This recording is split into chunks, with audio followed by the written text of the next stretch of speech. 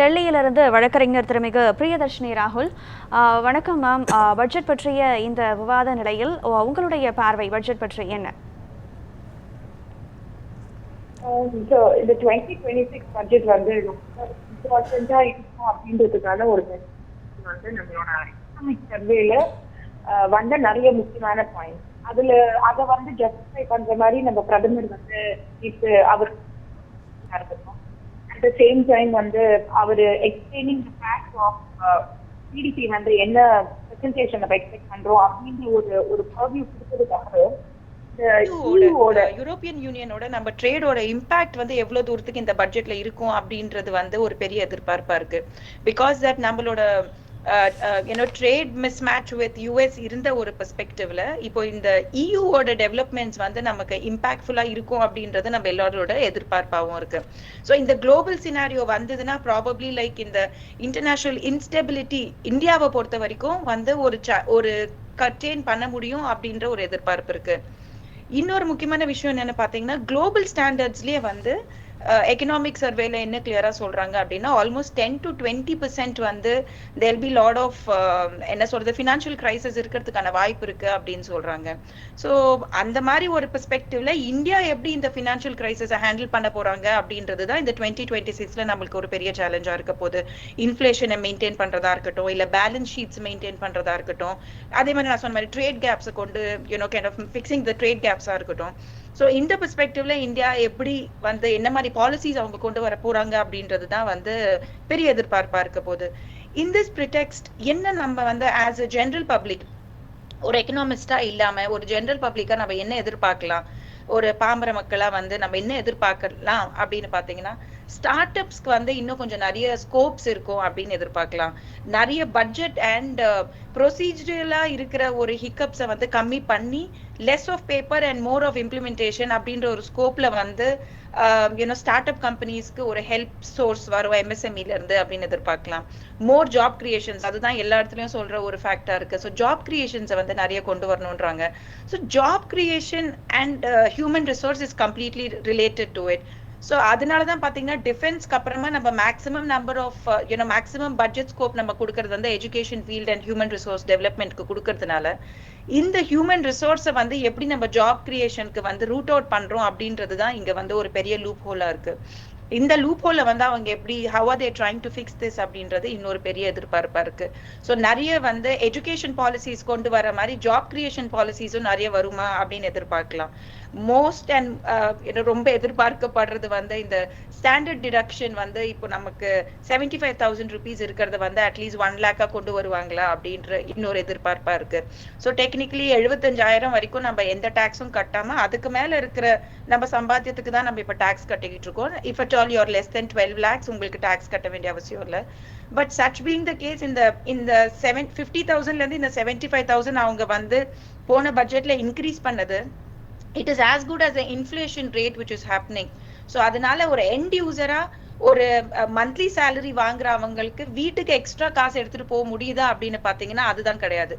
End of the day what matters to general public is நீங்க budget என்ன பெர்ஸ்பெக்டிவ்ல பண்ணாலும் என்னால இன்னொரு 1000 ரூபாய் வீட்டுக்கு கொண்டு போக முடியுதா அப்படின்ற கேள்விதான் வந்து திரும்ப வந்து நிக்குது. So such being the space நம்ம வந்து ஒருவேளை இந்த ஸ்டாண்டர்ட் டாக்ஸ் டிடக்ஷன்ல வந்து if at all they can be ஒரு லிவரேஜ் இருந்ததுன்னா அது ஒரு பெரிய இம்பாக்ட் கிரியேட் பண்ணும். ரெண்டாவது விஷயம் வந்து இந்த சீனியர் சிட்டிசன்ஸ் டாக்ஸ் டிடக்ஷன் பத்தி கூட இன்னும் கொஞ்சம் கிளாரிட்டி இருக்கணும், இன்னும் கொஞ்சம் இம்ப்ளிமெண்டேஷன் ஸ்கீம்ஸ் இருக்கணும் அப்படின்றது இன்னொரு எதிர்பார்ப்பா இருக்கு.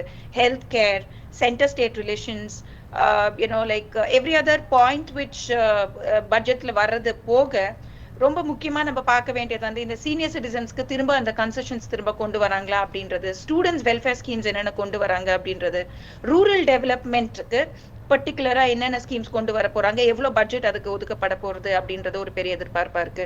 இன்னொரு முக்கியமான விஷயம் என்னன்னா இந்த ஜாப் கிரியேஷன் ஏன் எப்பவுமே வந்து இந்தியால ஒரு டாபிக்கா இருக்கு அப்படின்னா because is lot of migration. ஒரு ஸ்டேட்ல இருந்து இன்னொரு ஸ்டேட்டுக்கு வருது, ரூரல்ல இருந்து சிட்டிக்கு வருது. இது வந்து எப்பவுமே இருக்கிற ஒரு பெரிய சேலஞ்ச் நமக்கு. ஸோ ரூரல்ல இருக்கிறவங்கள ரூரல்லயே இருக்கணும்னு விருப்பப்பட்டாங்கன்னா அவங்களுக்கு அங்க ஒரு ஆப்பர்ச்சுனிட்டி கிரியேட் பண்றதுக்கு எவ்வளவு தூரத்துக்கு ரூரல் டெவலப்மெண்ட் ஸ்கீம்ஸ் வந்து இதுல கொண்டு வர போறாங்க அப்படின்றத பாக்கணும். மோஸ்ட் இம்பார்ட்டன்ட்லி இன்ஃபேக்ட் 2022ல மட்டுமே பாத்தீங்கன்னாலே 805 சென்ட்ரல் கவர்மெண்ட் ஸ்கீம்ஸ் கொண்டு வந்திருந்தாங்க.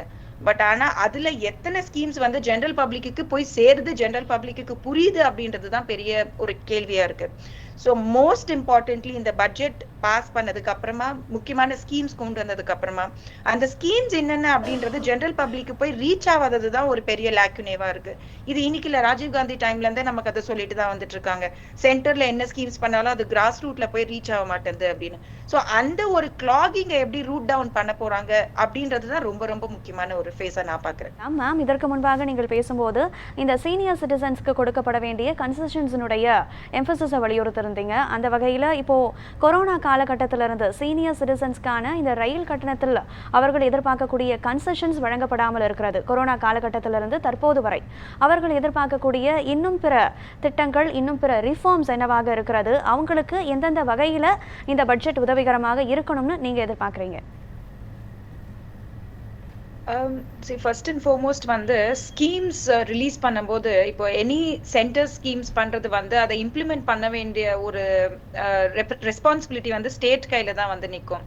ஸோ இப்போ ஒரு பட்ஜெட் எவ்ரி சிங்கிள் ஸ்டேட்க்கு கொடுக்குற பட்ஜெட்டை வந்து அது எப்படி இம்ப்ளிமெண்ட் ஆகுது அப்படின்னு பார்த்தா அந்த பட்ஜெட் எடுத்துட்டு வந்து ஸ்டேட் கையில கொடுத்தா அந்த implementation happens to this by the state. So such being the case நம்ம எப்பவுமே வந்து என்ன இதுல பெரிய லேக்கினே ஒரு பட்ஜெட் பாஸ் பண்ணதுக்கு அப்புறமா உடனே வர பெரிய லேக்கினே என்னன்னு பாத்தீங்கன்னா சென்டர் ஸ்டேட் கிட்ட இருக்கிற அந்த ஒரு டிஸ்கனெக்ட்.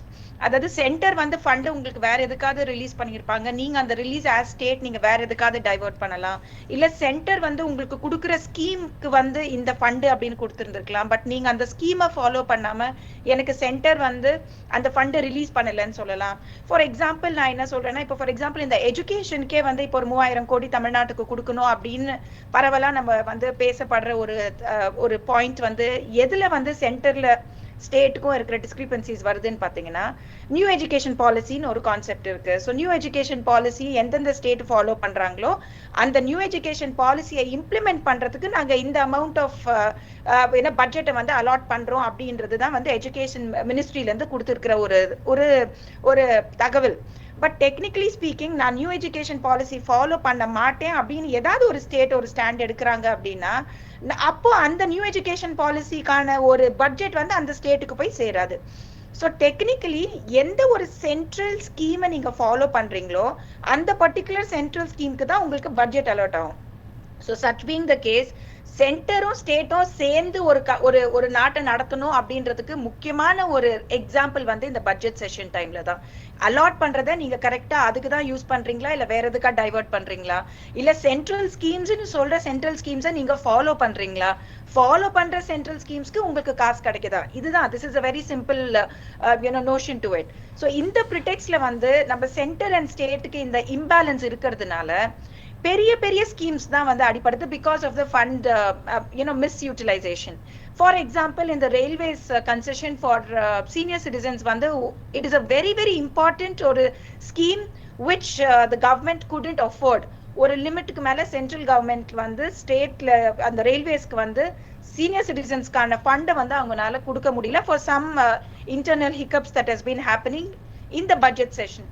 ஆனா அது நடந்த நாள்ல இருந்து இப்போ வரைக்கும் கூட சீனியர் சிட்டிசன்ஸ்க்கு வந்து வெறும் கன்செஷன் ஃபார் ரயில்வேஸ் மட்டும் கிடையாது, மற்ற நிறைய விஷயங்கள்ல சீனியர் சிட்டிசன்ஸ்க்கு கன்செஷன் வேணும் அப்படின்னு பேசுற தருணத்துல ஸ்டேட்ஸ் எல்லா ஸ்டேட்ஸும் 28 ஸ்டேட்டும் எவ்வளவு தூரத்துக்கு வந்து சென்டருக்கு வந்து கீப்பிங் அவே பாலிடிக்ஸ், மக்களோட டெவலப்மெண்ட் அப்படின்றது முக்கியம், மக்களுக்கு போய் இந்த காசு சேரணும் அப்படின்றது முக்கியம்ன்றத ப்ரிடெக்ஸ்டா வச்சு நம்ம செஞ்சிருந்தோம்னா நிறைய விஷயங்கள் வந்து இன்னும் நம்ம எதிர்பார்த்ததுக்கு விட நிறைய போய் மக்களுக்கு ரீச் ஆயிருக்கும் அப்படின்றது தான் வந்து இதுல ஃபேக்ட். அண்ட் முக்கியமா when we are talking about நீங்க கொரோனா டைம் பத்தி பேசினதுனால நான் சொல்றேன், கொரோனா சிச்சுவேஷன்ல globally speaking majority 80% of budgets அந்த டைம்ல இருந்த பட்ஜெட் ஸ்டேட் பட்ஜெட்ஸ் சாரி மத்த கண்ட்ரி பட்ஜெட்ஸ்ல நீங்க பாத்தீங்கன்னா மேம் குறுக்கீடுக்கு மன்னிக்கணும், நேரம் போதாமையின் காரணமாக உங்களுடைய பதிலை சுருக்கமாக வழங்கலாம்.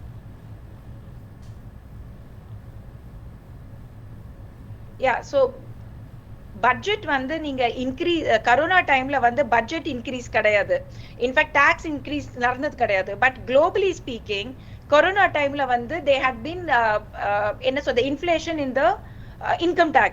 பட் ஆனா நம்ம கொரோனா டைம்ல வந்து இன்கம் டாக்ஸை வந்து நம்ம ரேஸ் பண்ணல. So there lot of management with central government also does.